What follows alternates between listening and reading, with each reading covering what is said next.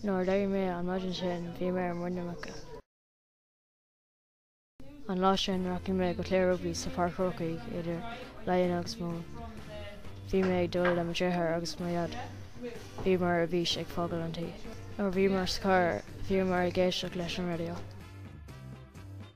Bhí leon ré chun cléthe agus bhí is agam go raibh an cléthe passionanta.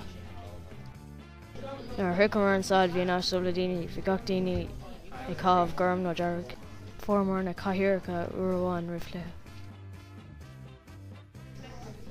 Chuning mo le sport bainú driscoil. Bhí sé mé an pobl roimh an cléthe mar bhí sé captain na fearna lein. Uair an fearna amach ar an parc, bhí gach daoine stradal agus ag bualadh bus.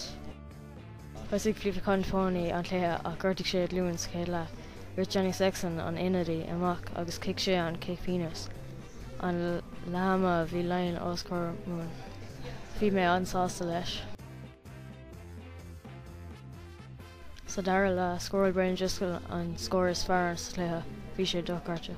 Tá Brian imór fanúil có fholláin le brac. Ag an dara bhuail lein an cléthe le cheannis, bhí mé ag léim sús agus siús. Bhí an atmosfér leite an sin agus bhuail lein an cléthe cúil mar bhaile an sásta. An áidir gin chunig mé ar an Newton go raibh níos mó daoine ag an cléthe ná aon cléthe eile sa Hangicop. Bhí 8 gá daoine an sin. Cuimhneán lá sin